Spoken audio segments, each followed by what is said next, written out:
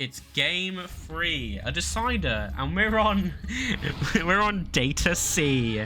This is another one of those underwater maps, and shares a name with me, which makes me really, really happy. Stanley now opting to go for the green Terran.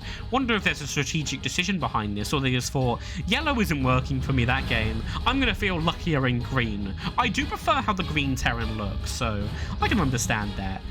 Yeah, so Data C, another underwater map, spawns a little different previously, because I think there are 4 possible spawn positions. No, that's not right. I think there are just the 2, I think, but I'm not confident. I haven't played in this map. Yeah, I think there's only 2, but it's just the map is weirdly shaped. Yeah, that's right. That's the weirdly shaped map. Which I like. I don't dislike that at all. Down comes the gateway for the low ground wall off. Notice how like there's 2 ramp system. That's interesting. A map that was in the previous map pool. Actually, I don't think it was in the previous map pool, but it was played on anyway. Was altitude, I think.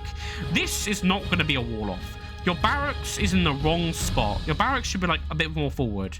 So when you put a depot here, you're not going to wall off. Or at least I don't think. Maybe his perspective's messing with my perception of what's happening. But we'll have to see, won't we?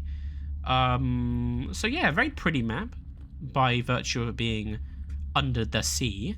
As you talked about. Down, you know, I've heard on good authority that it's better down where it's wetter. So, you know. What's this ambience playing? Interesting. I don't know how to feel about that. I guess that's just the Data C ambience. But it sounds more like we're in a cave. What is that? That's a crab beetle. A crab beetle. A beetle. But it's a crab. You must ask yourselves, what is a crab beetle? I don't know. But as you do know, viewers at home, I get very excited about the critters on the map. They don't need to be there, but they are. I like stuff like that. Things that don't need to be there, but they were put in anyway. Like this little crab beetle. Look at him go. He'd just be crawling around minding his own business. Look at him go. Sorry, I'm getting distracted. Yeah, expand coming down for both players. I imagine these early game builds gonna be roughly the same as they were last game. Yep. Everyone doing roughly the right thing. There should be an orbital command. There's no reactor. I am very, very afraid that we're going to go a whole 3-game series with a Terran in the game with no reactors built. And that would be... Well, that would just be something, wouldn't it? Especially in round 2. That really would be something. Anyway... yeah. This guy in a prison of his own design. Actually, no, he can escape. Let's see if he can escape. I'm sorry. Let's see if I shouldn't do that. Yeah. Sounding really, really spooky in this map. The ambience is it's something, isn't it? Yeah. Oh, an orbital command coming down. It's getting earlier and earlier each game. We started at 7 minutes, then at 5 minutes, then at 3 minutes. Good job on remembering that this time. You know what you didn't remember? You didn't remember to build a reactor. This queue could be non-existent if you had a reactor. Blue Flame? Interesting. With Blue Flame in production, it looks like it might be... Nope, you're still building tanks. Blue Flame only benefits Hellions, so only to... and Hellbats. So only take it if you're building Hellions, and you're not building Hellions. Do you want to know what you can... how you can make Hellions? You can make them out of a factory, especially twice as fast with a reactor on there, and you haven't built a reactor, have you, Stanley? No, you haven't. Good grief. Anywho, I'm sorry, I'm being mean. I apologize. You have been doing some good things these games, Stan. Don't think I think you're bad. I don't think that. I think you're just forgetting a really key thing, and to me, it's mildly amusing. Don't be discouraged by my japes, please. Anyway. Things looking very, very even so far. Probably going to see, less like the previous 2 games, very passive macro play. from both players. I see the Twilight Council coming down, and I see an observer on the move. This observer's gone unpunished 2 games in a row.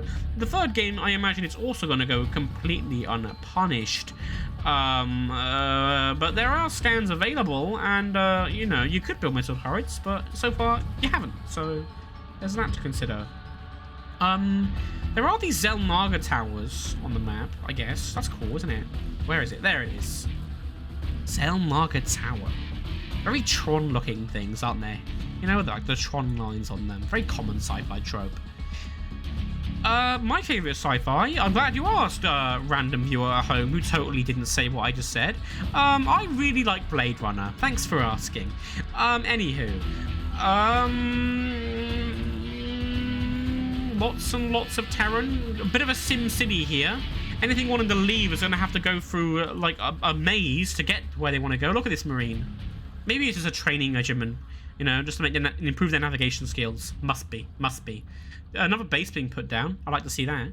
Yeah, it's good. Yeah. Here comes the starport. So some air units potentially being a thing. Why has production completely stopped for Stanley? You have warp gates, you would warp things in.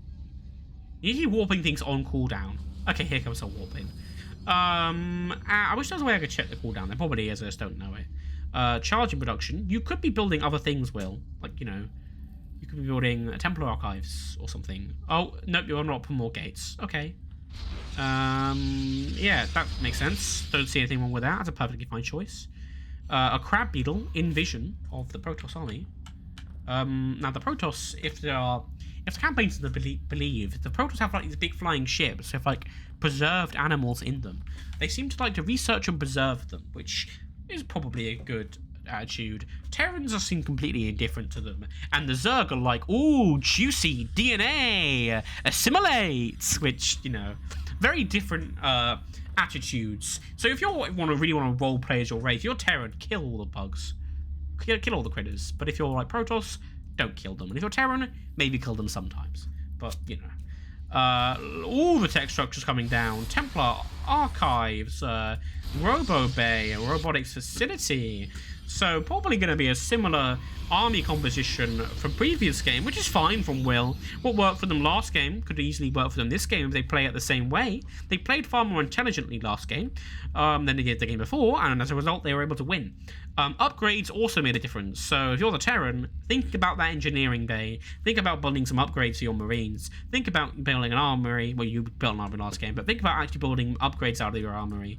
And if you have, and I noticed that the only upgrade you have right now, other than combat shield, which again you should have stim first, not combat shield, against Protoss and Zerg, but you have blue flame, but you have no Hellions, which like don't build an upgrade that affects 0 units. You get no value out of that, none. It's just waste of all your resources and time that could be used to build a different upgrade from the tech lab.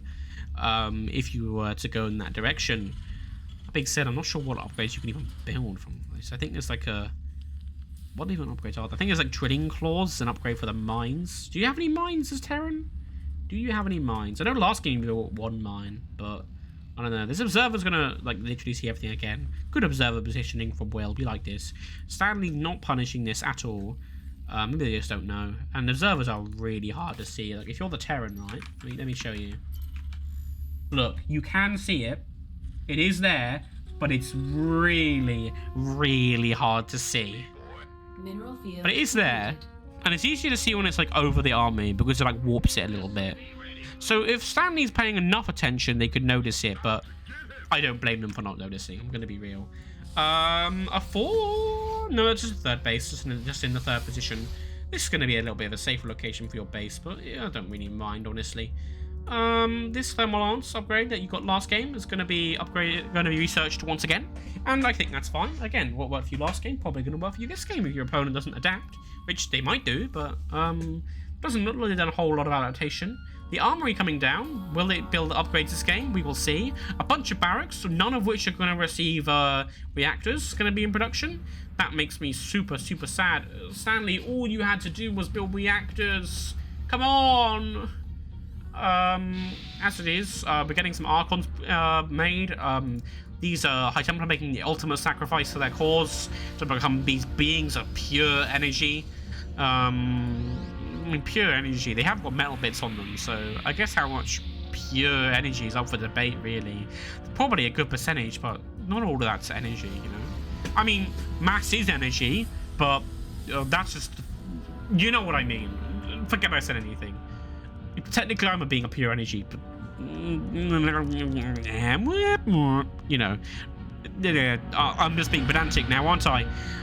This Protoss army is somewhat bigger than the Terran army, and with the upgrades, could do some damage to the Terran army. The Observer sees everything and will know this is siege tank hell. So in order to go around it, they're going to need a warp prism. Is there a warp prism? Well, there certainly is. This should be seen by the Terran, but it isn't. So don't just dilly-dabble. You want to make this quickly warp in those zealots, get the damage done.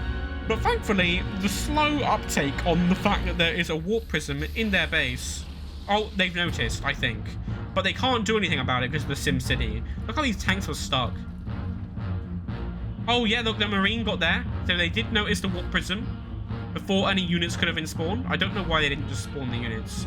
This army gonna just go up the hill cautiously.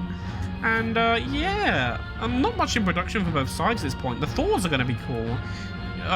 This barracks gonna fly over. Where's this barracks going? Why did the barracks fly? I'm not so sure why the barracks flew. We're gonna have to. That's a bit weird, isn't it? Oh well. No units lost at the 11-minute mark. Very, very passive macro play from both players. Nothing wrong with that. Well, nothing wrong with that. The Crab Beetle stands between two armies. That's about. What? Why did you do that, you monster? Why did you shoot that? And now they're going to get their comeuppance as, oh, look, then once again the Marines are getting a pasting. But the Terran army, it's still a force to be reckoned with. It has to be respected. But a lot of Marines died there. Like, look at that. Ooh, 17 Marines just melted. And more on the way. These Colossi really do just absolutely incinerate these Marines, quite literally as well. Meanwhile, a warp-in of Zealots going to be doing some damage in the main base. So this army kind of caught between a rock and a hard place here. There's stuff going on over here, but there's also stuff here. So, you know, if these things both attack at the same time, it's going to be really, really dicey for the Terran. The army supply in favour of the Protoss, actually, and also more technical for the Protoss. So, if both of these pushes happen at once, I think this could be very, very good for the Protoss. The army going to go while the siege tanks stay. That's probably a good idea. Although, you probably don't need to send all of the mobile army. This Thor, in the arms of the medevac, that looks goofy, doesn't it? I've never seen that. Look how goofy that looks. Oh, that's brilliant.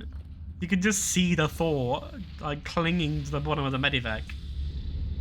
Okay, some more Archons merging. More warp-ins. Where are they being warped in? Okay, over here. Alright. Nice and out of the way. I like that. 500 APM briefly for Will there. Whoa. Jeez. This Thor trapped in a prison of his own design.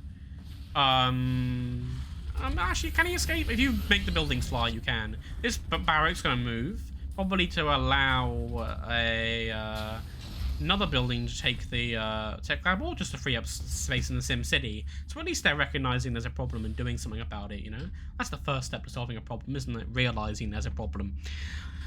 Anyway, and admitting that is a problem. Anyway, just a brief lull. Oh, that's not a good idea, my friend. That is not a good place to be standing when there are these Colossi just absolutely eviscerating the ground army. The siege tank's gonna get it. I'm pretty sure those siege tanks killed their own siege tank. Now they're gonna siege up and give them a bit of a pasting, but a lot of Terran army just died for basically nothing there. The siege tank's gonna get some nasty shots off, but look at these lasers. They are just gonna an absolute pasting to the Terran army, and the game will fall with it. So, good comeback from Will with the adaptations, and yeah, GG, well played. 2-1 to Will.